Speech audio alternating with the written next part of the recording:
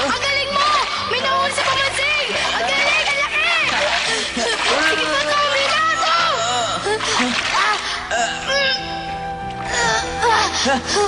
Kaya na! Dito! Tomas Sawyer! Sige pa, Tom! Nahuli ko! Tahimik! Ano yung muntik mo nang nahuli, ha? Isda po. Wala po. Halika nga rito! Gigisingin kita, halika! Opo.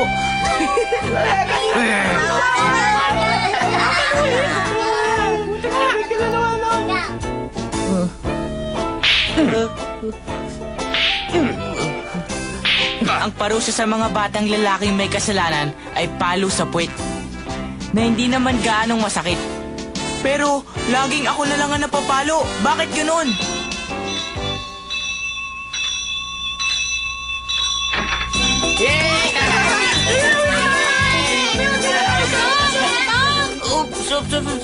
Pumunta ka sa amin mamaya, ha? Becky, hindi maaari. Kailangan samahan ko si Tia Polly sa Blackstone Farm ngayon. Ganun ba? Sayang naman.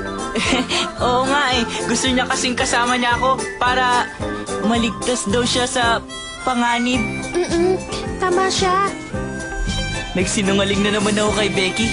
Mag-isa lang ang Tia Polly sa pagpunta sa Blackstone. Kasi naipangako ko kay Hak na sasamahan ko siyang mangisda mamaya. May nakita raw siyang magandang pangisdaan. Hak! Hak! Bakit? Halika na! Oh, bakit? Di ba sabi mo mangingisda tayo ngayon? Ayoko. Masama ang pakiramdam ko, eh. Ha? Ano?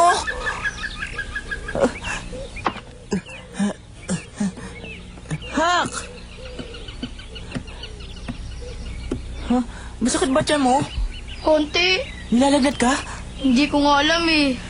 Tignan ko. Mainit ka. Pareho lang tayo May sakit ka rin ba, Tom? Wala. Bakit mainit ka rin tulad ko, Tom? Hindi, wala. Wala akong lagnat, Hak. Eh di wala na rin ako sakit. Tama ka nga. Masama ang pakiramdam ko talaga. Ni ayaw ko nga kumilos. Gusto ko na lang mahiga. Alam mo, mainit kasi ang panahon ngayon Umalis ang Tia Polly ko kanina, kaya kung mangingisda tayo. Ngayon mamayang gabi pa ang balik yun, makakapangisda tayo na matagal. Sa susunod na lang, Tom. Sabihin mo na lang sa akin ang lugar. Mahirap ipaliwanag sa'yo. Gamot, alam ko na. Gamot? Iinom ka ng gamot, kukuha ko sa bahay. Pagkainom mo ng gamot, syempre, gagaling ka agad. Ganun ako Ayoko uminom ng gamot, Tom. Sige na, Hak.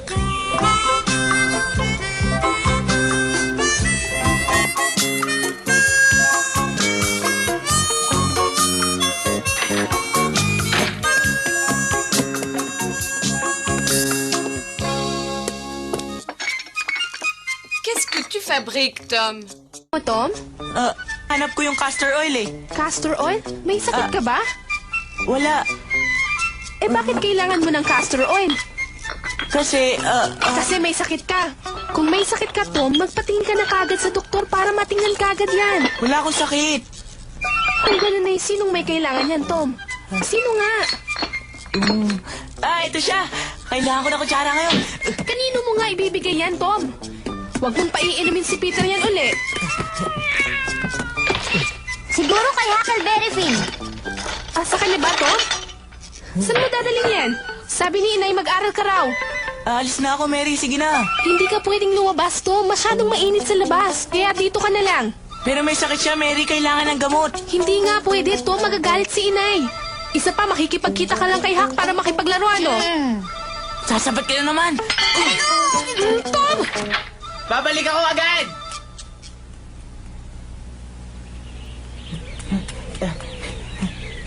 Hey, Hak! Dala ko na! Eto na, Hak. Sabi ko naman sa'yo, di ko kailangan ng gamot eh. Subukan mo lang. Mabisa to. Matatanggal agad ang sakit ng tiyan mo. Ano ba yan? Castor oil yan ah. Madali kang gagaling dito. 2 ganitong kutsara lang ang kailangan mo. Paano ba yan? Madali lang. Ilalagay mo lang to sa kutsara. Ikaw muna mauna. Oo, yun lang pala eh. Tingnan mo. Ganito lang.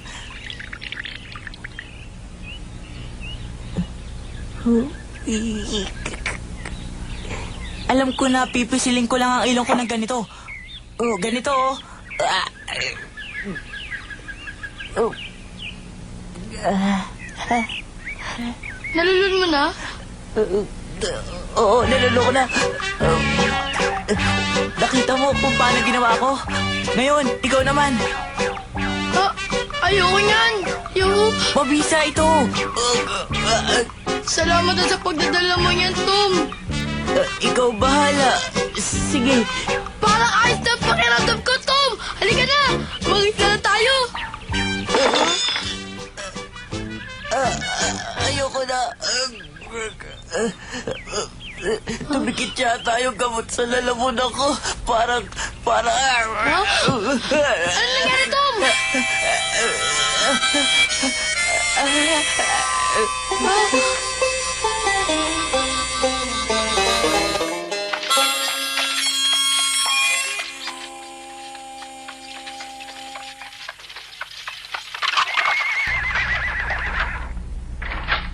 Oh, inay, bakit kay dali nyo naman yatang bumalik? Masama ang pakiramdam ko, kaya hindi na ako tumuloy. Oh, bakit po? Mabuti na lang. Narito na ako sa bahay. Naku, may lagnat po kayo, inay. Tia Polly, narito na po ako. Saan si Tom? Naglalaro po sa labas. Hindi naman po ganon. Pinuntahan po ni Tom ang kaibigan niyang may sakit. Sino? Sino bang may sakit? Sino nga ba yun? Nakalimutan ko po, inay. Si Huckleberry Finn po. Ano ka mo? Si Huck Finn. Yun ba? Mary, wag mo na siyang pagtakpan. Alam ko na. Lagi pa rin silang magkasamang dalawa sa paglalaro. Pinipigilan ko po siya, inay. Ngunit ang sabi po niya, may sakit nga po si Huck. Totoo ba yon? Totoo po, inay. Nagdala pa nga po siya ng castor oil eh. Asete de Castor? Mary, sumamang lalo ang pakiramdam ko. Tumawag ka na ng doktor, anak. Opo, inay. Inay? Bakit? Gusto po ba niyong si Dr. Robinson ang tawagin ko? Dr. Robinson? Opo, siya po ang bagong doktor dito natin. Hindi. Gusto ko si Dr. Mitchell pa rin ang tawagin mo. Pero inay, para sa akin hindi na siya mahusay na doktor. Siya na ang doktor natin. Simula pa ng pinanganak kita, matagal na siya rito sa atin. Hindi tamang basta na lang tayo magpapalit ng doktor dahil lang may bagong doktor na dumating sa bayan natin. Ang sabi po nila, malakas daw uminom ng alak yan si Dr. Mitchell. Kahit na, magaling pa rin siyang doktor para sa atin. Yon ang tandaan mo. May sakit yata ako.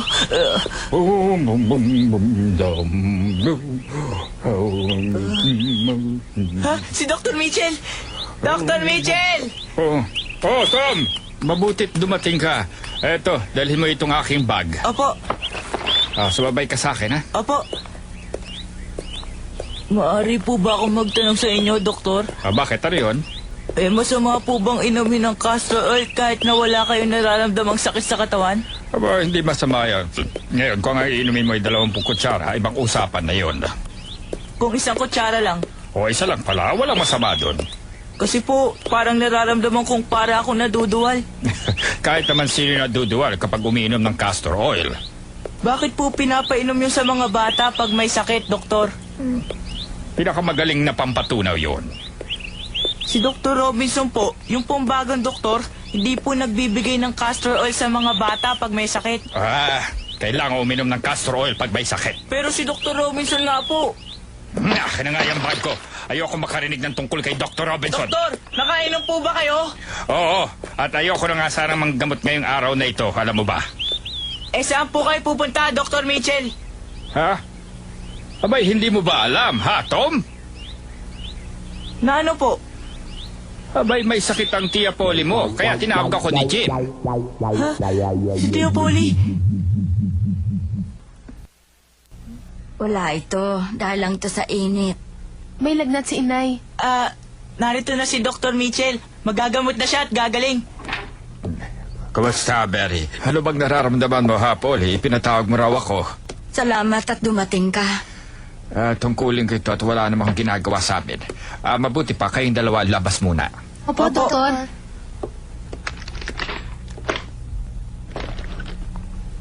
Sabihin mo sa akin, ano bang masakit sa'yo, Polly? Masama na ang pakiramdam ko kaninang umaga pagising ko, pero kailangan kong pumunta sa Blackstone Farm, kaya lumakad ako bago mananghali. Sana walang anumang nararamdaman si Tia Polly.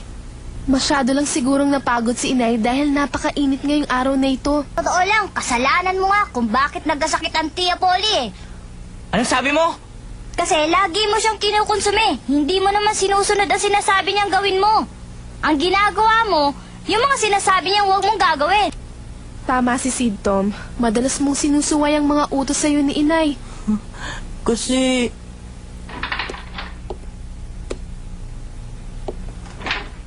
Dr. Mitchell.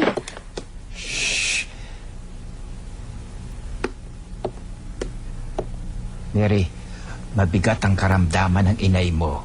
Ha? Malubha po bang lagay ng inay ko, doktor? Tom, meron daw sasabihin sa'yo ang Tia Polly mo. Ano po kaya yun? Ay, hindi ko alam. Tandaan mo, ha, Tom, malubha ang karamdaman ng tiya mo kaya wag mo siyang pagagalitin. Opo. Sige na, pasok na. Hinihintay ka niya.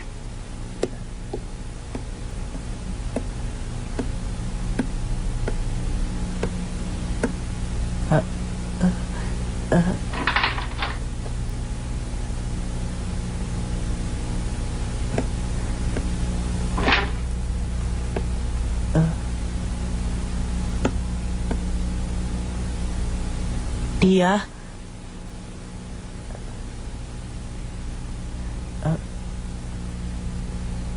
Tia Polly. Ako po to, si Tom.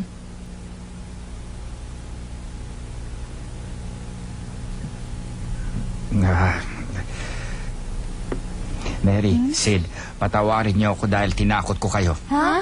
Ang sinabi ko kanina isang kasinungalingan. Ha? Napagod lang talaga si Polly dahil nga sa init ngayon. Mga 2 o 3 araw ay magaling na muli siya. Ha? Bakit niyo ginawa yun? Wag niyo akong sisihin, hindi ako nakaisip doon. Ha? Ganun po ba? Pasensya na, ngunit si Polly ang nagsabi sa akin na magsinungaling sa inyo. Ha? Tom, halika at maupo ka riyan. Opo. Sinabi ba sa inyo ni Dr. Mitchell na hindi na yata magtatagal ang buhay ko? Tia? Hindi naman sa natatakot ako, pero ikaw, Tom, ang nasa sa isip ko lagi. Nag-aalala ako sa lagi mong pinagagagawa. Tia Polly, huwag niyo po akong iiwan.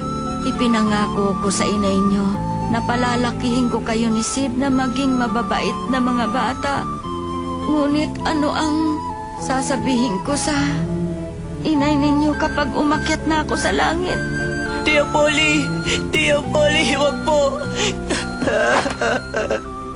Si Sid ay masunuring bata, ngunit ikaw ay hindi, Tom. Hindi mo sinusunod ang mga sinasabi ko sa iyo. Lagi kang magulo at isinusumbong sa akin ang guro sa paaralan. At kahit ngayon nagpunta ka kay Hak, samantalang sinabi kong huwag ka nang makipaglaro sa batang yun. Kaya lang po ako pumunta kasi po may sakit siya. Pinigyan ko lang po siya ng gamot na castor oil. Ininom niya ba naman ng castor oil, Tom? Hindi po.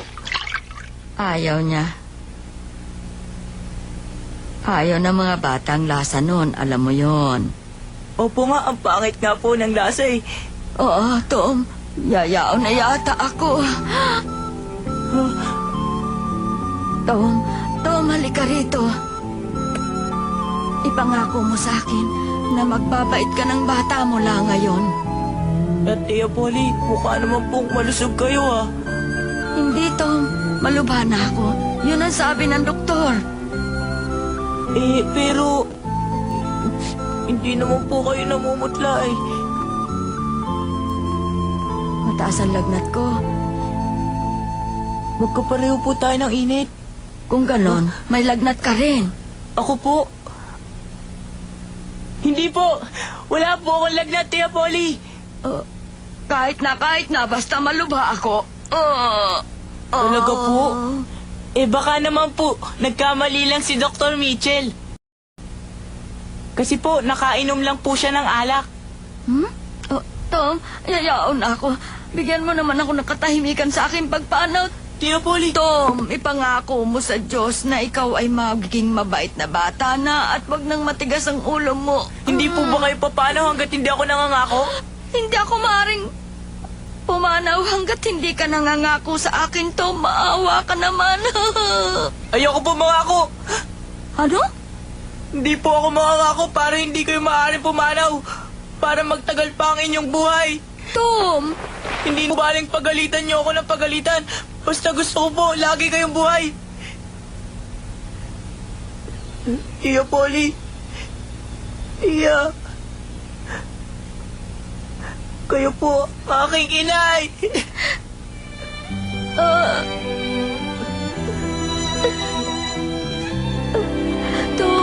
Tom, ang anak. Tom, anak ko, Tom.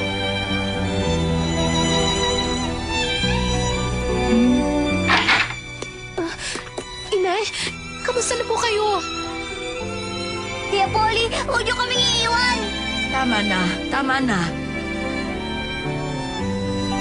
Tama na ang alin po, Inay. Tama na ang pagkukunwari. Hali kayo sa tabi ko, mga anak. Sinabi niyo na rin pala, Inay. Tia Polly! Oh, Mary. Si Tom. Mga anak ko.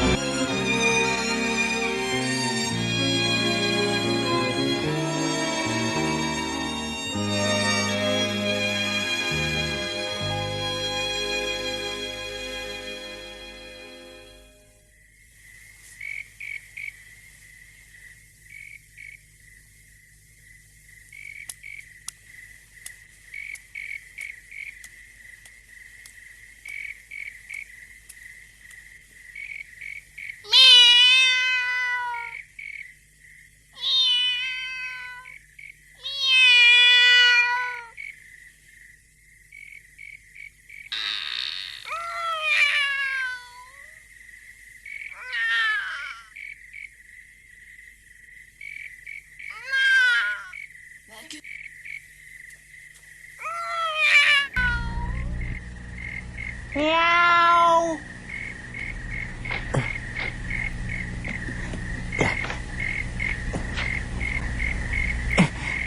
Uhak, ano kailangan mo? Nakalimutan mo yung dinala mo sa aking gamot, oh. Oo. Hindi mo rin ininom to? Hindi na. Magaling na kasi ako, eh. Wala na akong sakit. Huh? Dala mo rin ba yung kutsara? Oh, bakit? Iinom ka na naman ba? Hindi. Si Peter ang painumin ko. Ano? Si Peter ang paiinumin mo ng gamot? Hindi naman lason to, di ba?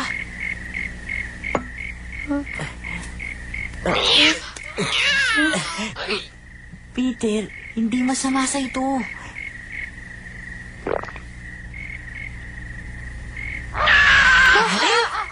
Ay, naku!